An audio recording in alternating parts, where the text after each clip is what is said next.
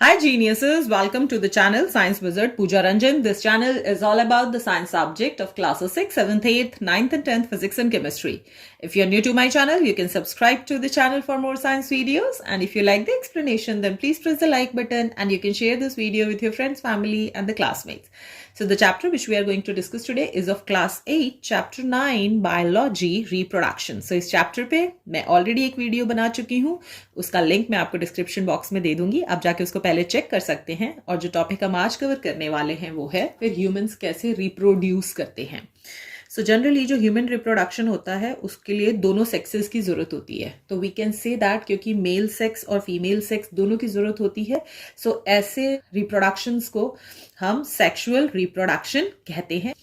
दोनों सेक्सेस की इसलिए जरूरत होती है क्योंकि दोनों का जो रिप्रोडक्टिव सिस्टम होता है वो डिफरेंट होता है। And the very important thing in humans is की जो फर्टिलाइजेशन होता है इन ह्यूमंस वो बॉडी के अंदर अकर करता है। किसकी बॉडी के अंदर? तो फीमेल की बॉडी के अंदर फर्टिलाइजेशन अकर करता है। और जब फर्टिलाइजेशन होता है तो जो मेल का स्पर्म है और जो फीमेल का एग है, दोनों सेल्स जब फ्यूज होते हैं एक दूसरे के संग तो एक नया सेल बनता है जिसको कि हम जाइगोट कहते हैं। और वही जाइगोट जो है वो फुल्ली ग्रोन बेबी में कन्वर्ट होता है inside the body of the female. Now next is the puberty. So puberty is the onset of the sexual maturity. मतलब कि जब लड़के और लड़कियों की जो बॉडी होती है वो सेक्सुअली मैच्योर हो जाती है, सो उसको हम प्यूबर्टी कहते हैं। बॉयज़ के केस में जो उनकी बॉडी है वो सेक्सुअली मैच्योर हो जाती है between the age of 11 to 16 years, और गर्ल्स के केस में जो उनकी बॉडी है वो सेक्सुअली मैच्योर होती है बिटवीन 10 to 15 ईयर्स। और इसी एज को हम प्यूबर्टी कहते हैं, जब बॉडी जो है वो सेक्सुअली मैच्योर हो जाती है। अब सेक्सुअली मैच्योर होने का क्या मतलब होता है? जब बच्चे छोटे होते हैं, ठीक है, जब वो पैदा होते हैं टिल द एज ऑफ 11, जो बॉयज होते हैं उनकी बॉडी में जो मेल रिप्रोडक्टिव सेल होता है जिसको हम स्पर्म कहते हैं वो फॉर्म नहीं हो रहा होता। इन द सेम केस जो फीमेल होती है उसकी बॉडी में जो फीमेल रिप्रोडक्टिव सेल होता है जिसको कि हम ओवम या एग कहते हैं वो भी फॉर्म नहीं हो रहा होता। जैसे ही वो प्यूबर्टी हिट करते हैं तो बॉयज की बॉडी में स्पर्म बनना शुरू हो जाता है, और जो फीमेल्स होती हैं गर्ल्स की बॉडी में आपका एग बनना या ओवम बनना शुरू हो जाता है। तो इसी को हम सेक्सुअल मैच्योरिटी कहते हैं। इसके अलावा भी बहुत सारे चेंज होते हैं, जैसे बॉयज़ के केस में जो उनकी आवाज़ है वो बहुत भारी हो जाती है, डीपर हो जाती है, प्लस उनके बॉडी पे, उनके फेस पे सब जगह बाल ग्रो होने लगते हैं, उनकी मसल्स ग्रो होने लगती हैं, बहुत ज़्यादा मस्कुलर दिखने लगते हैं बॉयज़। और इसके साथ साथ स्पर्म भी प्रोड्यूस होता है by the testes in boys. Girls की बात करें तो उनके ब्रेस्ट जो हैं वो बड़े होने लगते हैं, हिप्स जो हैं वो राउंड होने लगते हैं, और ये जो चेंजेस हैं ये बेसिकली कॉज्ड होते हैं by the hormones in both the boys and girls जो कि रिलीज होते हैं उनकी बॉडी में। तो जनरली जो बॉयज की बॉडी में जो हार्मोन रिलीज होता है जो कि ये सारे चेंजेस लेके आता है ड्यूरिंग द प्यूबर्टी, उसको हम कहते हैं टेस्टोस्टेरॉन्स। फीमेल की बॉडी में जो हार्मोन रिलीज होता है जो कि ये सारे चेंजेस लेके आता है at the age of puberty, उसको हम कहते हैं एस्ट्रोजन और प्रोजेस्टेरॉन। ये हार्मोन्स जो हैं बॉय के बॉडी में अलग होते हैं, फीमेल की बॉडी में अलग रिलीज होते हैं, और इसीलिए जब वो प्यूबर्टी को हिट करते हैं तो दोनों की बॉडी में डिफरेंट तरह के चेंजेस होते हैं। नेक्स्ट अगर बात करें मेल रिप्रोडक्टिव सिस्टम, मेल में जो रिप्रोडक्टिव ऑर्गन होता है, ठीक है, मतलब कि जो स्पर्म फॉर्म करता है, क्योंकि मेल की बॉडी में जो रिप्रोडक्टिव सेल है जो कि फ्यूज होता है विद द फीमेल बॉडी तभी वहाँ रिप्रोडक्शन होगा। तो वो जो रिप्रोडक्टिव सेल है स्पर्म, ठीक है, वो किसके द्वारा रिलीज होता है? वो रिलीज होता है by the organ which we call the testes.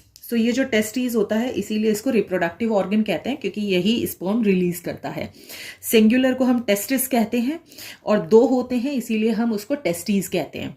As you can see here in the figure, ये जो है वो साइड पोर्शन दिखाया हुआ है, that's why you are able to see only one of the testis, और ठीक उसके साइड में एक और होता है, ये पेयर में होते हैं। ये जनरली बॉयज की बॉडी में लोकेटेड होते हैं outside the abdominal cavity. Abdominal cavity मतलब कि जो आपका स्टमक एरिया होता है, एब्डोमेन होता है, उसके अंदर ये टेस्टीज नहीं होते हैं, वो उनके एब्डोमिनल कैविटी से बाहर होते हैं। एब्डोमिनल कैविटी के बाहर यहाँ पे एक सैक मींस बैग जैसी एक चीज होती है जिसमें कि वो टेस्टीज वहां पे प्रेजेंट होते हैं, और उस सैक को हम स्क्रॉटल सैक कहते हैं। सो टेस्टीज कहाँ प्रेजेंट होते हैं बॉयज की बॉडी में? Outside the abdominal cavity in the scrotal sac. ये जो टेस्टीज होते हैं इन्हीं का काम है प्रोड्यूस करना द मेल गैमेट और द मेल रिप्रोडक्टिव सेल, जिसको कि हम स्पर्म कहते हैं। और ये एक बार में मिलियंस, लाखों से ज्यादा स्पर्म प्रोड्यूस करते हैं। अब each sperm is the single cell, ठीक है? तो क्योंकि मिलियन ऑफ स्पर्म्स प्रोड्यूस हो रहे हैं तो एक स्पर्म जो है वो एक सेल है, और फर्टिलाइजेशन के लिए सिर्फ एक स्पर्म की ही जरूरत होती है इन लाखों स्पर्म्स से। ओके, सो एक ही स्पर्म जो है वो फर्टिलाइजेशन करता है, बाकी के जो है वो वेस्ट हो जाते हैं। अगर देखा जाए तो जो स्पर्म होता है वो 3 पार्ट्स में डिवाइडेड होता है। एक होता है हेड उसका, एक होता है मिडिल और एक होता है टेल, ठीक है?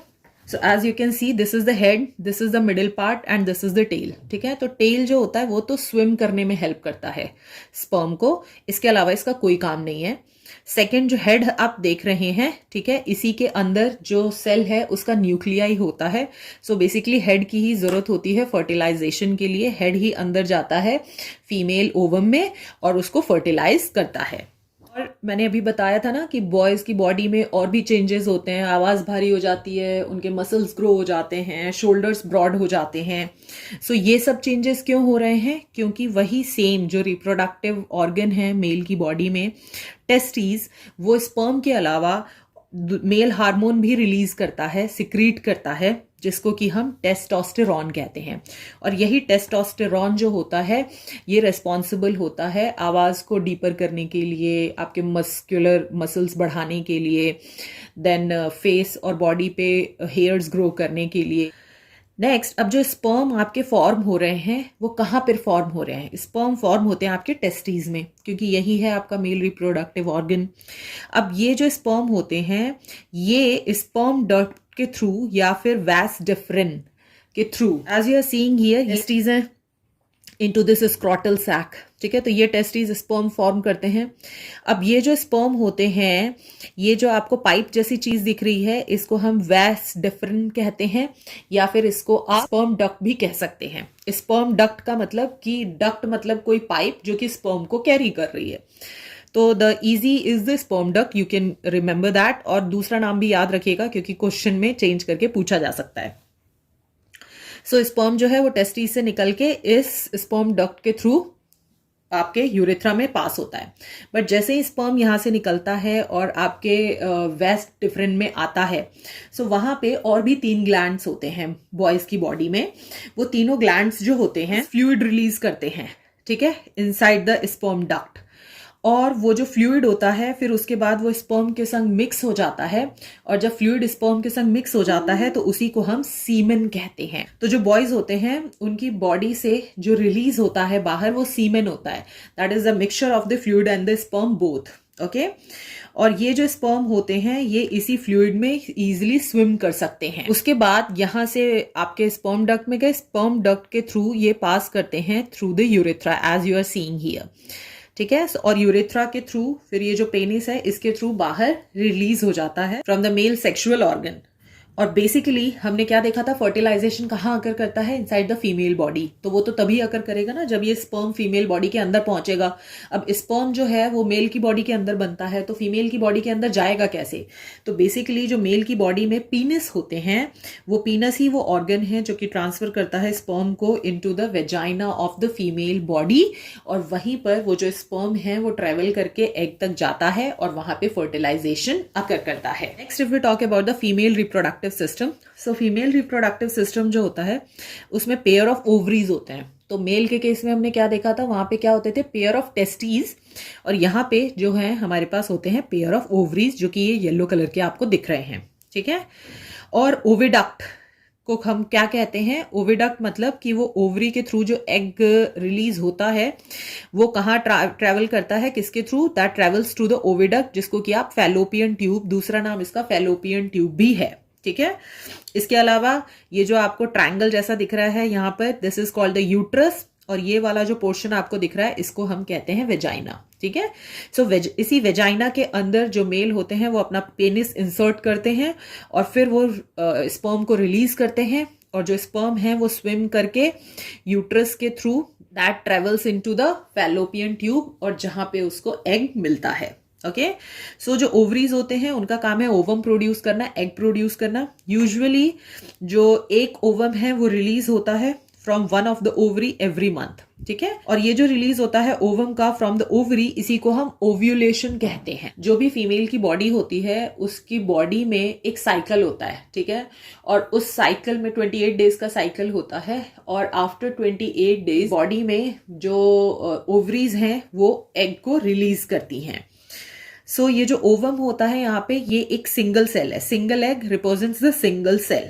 ओवरीज जो होती हैं वो ओवम तो रिलीज करती हैं, इसके अलावा वहां पे एक फीमेल हार्मोन भी रिलीज होता है बाय द ओवरीज, जिसको कि हम एस्ट्रोजन और प्रोजेस्टेरॉन कहते हैं, ठीक है। तो ये जो ओवम होता है ये ओविडक्ट के थ्रू, जो कि फैलोपियन ट्यूब है, इसके थ्रू ट्रेवल होता है टू द यूट्रस, ठीक है।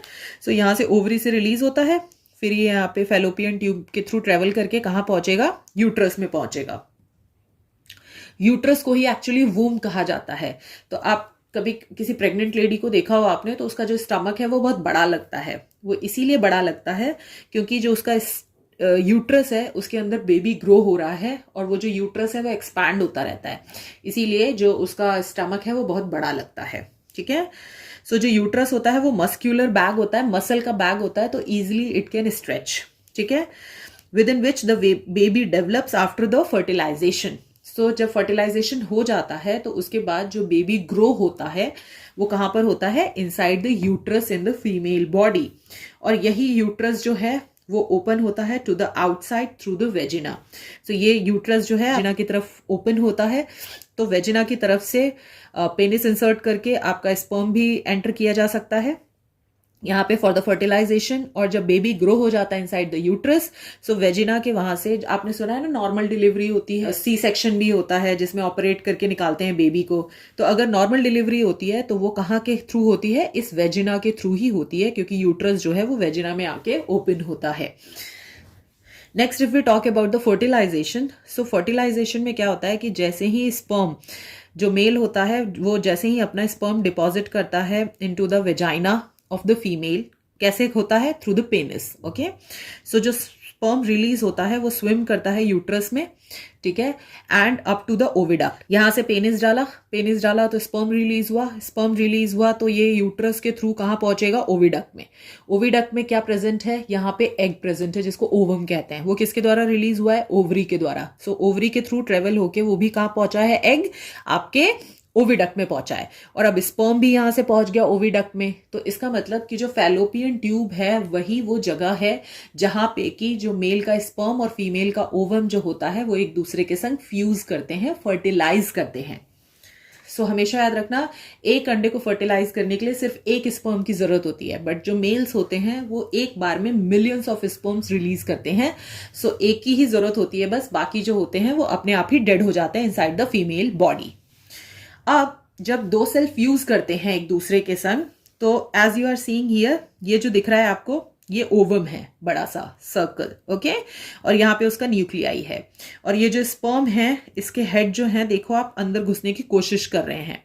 सो सिर्फ एक ही जो आपका स्पर्म है वो एंटर करता है इनसाइड द ओवम, और जब वो एंटर करता है अंदर आ जाता है तो फर्टिलाइजेशन टेक्स प्लेस हो जाता है।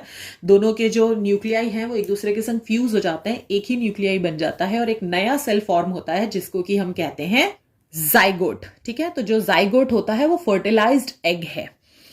नाउ अब ये जो फॉर्मेशन होता है जाइगोट का, यही मार्क करता है beginning of the new individual. So सबसे पहला सेल, ठीक है, जिससे कि वो न्यू जो बेबी है वो ग्रो होगा, वो कौन सा सेल है, दैट इज द जाइगोट, ठीक है। और मान लो कि अगर मेल्स जो हैं वो अपना स्पर्म जो है वो फीमेल की बॉडी में रिलीज नहीं करते हैं। सो उस केस में तो फर्टिलाइजेशन अकर नहीं होगा। सो अगर ओवम फर्टिलाइज नहीं होता है स्पर्म के द्वारा, सो उस केस में जो ओवम है वो फीमेल की बॉडी से बाहर फेंक दिया जाता है। ठीक है, तो जब वो एक्सपेल किया जाता है फीमेल की बॉडी से, तो वो एक्सपेल किया जाता है फ्रॉम द यूट्रस। ठीक है, तो यूट्रस में के अंदर जो लाइनिंग होती है वो भी बाहर आती है और उसके साथ साथ ब्लड भी बाहर आता है।